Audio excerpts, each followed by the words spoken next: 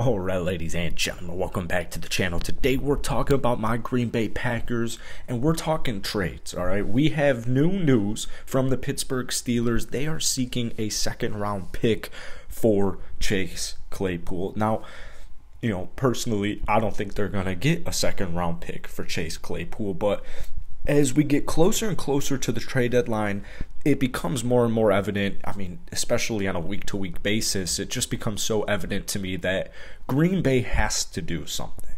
They have to do something. I was reading an article earlier today saying, the Packers are interested in Brandon Cooks. They're interested in Chase Claypool. They're interested in Jerry Jeudy. But that's fine and dandy, but that's not their problems. Their problems are offensive line. And I'm thinking to myself, well, the offensive line certainly hasn't been helping, has it?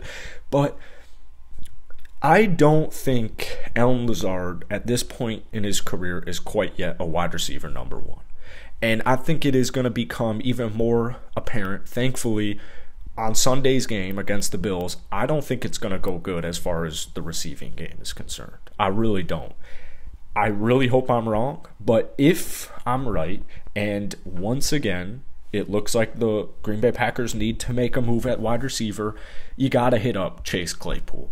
I saw a proposed trade, an idea proposed trade, I should say, a couple of days ago, and it was essentially Amari Rodgers, who, that was a swing and a miss, right? That one sucks. Amari Rodgers and a 4th-round pick to Pittsburgh in exchange for Chase Claypool and a 7th-round pick.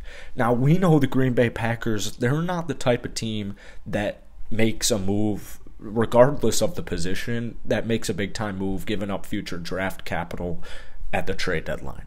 That's just never been their MO, and that does get me a little concerned. However, sometimes you just got to do what you got to do. Like, I understand that you want to, build up from the draft. I understand the logic. I understand the reasoning. But this is the lowest value Chase Claypool would be. He has 2 more years, so you give him for at least a year and a half, but he's an X factor. He's a playmaker. And we have Aaron Rodgers, back-to-back MVP. We have Aaron Jones. We have A.J. Dillon. I think Allen Lazard is a much better complementary piece to a wide receiver number one, just like we've seen in previous seasons with Davante Adams in town. Now, it's not like Chase Claypool immediately fixes and solves all the offensive issues, but he does add another element. He adds another dynamic. He adds that playmaking X-factor ability. With Randall Cobb's injury, with Amari Rodgers not really having a role on this team, with Romeo's drops, with Christian Watson's injuries, I have a hard time believing Green Bay, Aaron Rodgers himself is saying to himself, we'll figure it out. They'll figure it out, but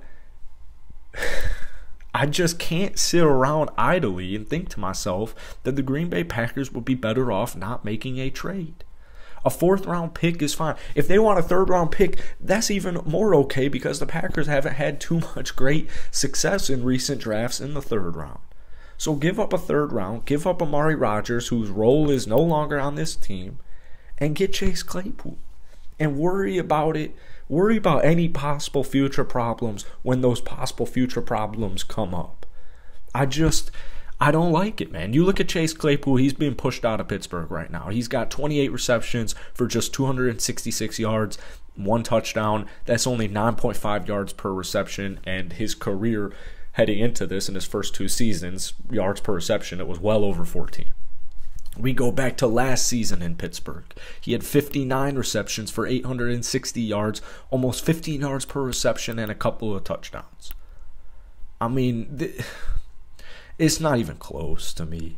This is a move you got to make. And, I made a Brandon Cooks video yesterday. Packers fans, if you guys want more Packers videos, hit that like button, hit that sub button. I will definitely be covering this team past the trade deadline. But, Brandon Cooks, I think you'd be able to get.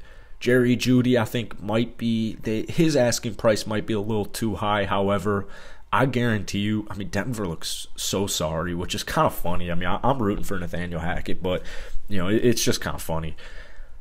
Denver is so sorry right now on offense that I think they're going to have another bad game against, Jacksonville this upcoming week. I think they're going to have another bad offensive game, and I think they're just going to clear out their vets. Jerry Jeudy is definitely not a veteran, but it's clear this isn't the year for Denver. All right. So maybe that's something to keep an eye on. DJ Moore is also out there. I think DJ is probably also very attainable because they fired their head coach. They traded away CMC. They're keeping their defense intact, but they're definitely going to retweak that offense once we get to the offseason. So, DJ Moore is a viable trade candidate as well. I'm curious to hear what you guys have to say. It really seems, from my Brandon Cooks video yesterday, it really seems like a lot of Packers fans kind of agree with what I'm saying here. Like, yeah, we should go out and make some type of move. Obviously, we don't want to get gypped. We don't want to get shafted as far as just giving up way too much for way too little.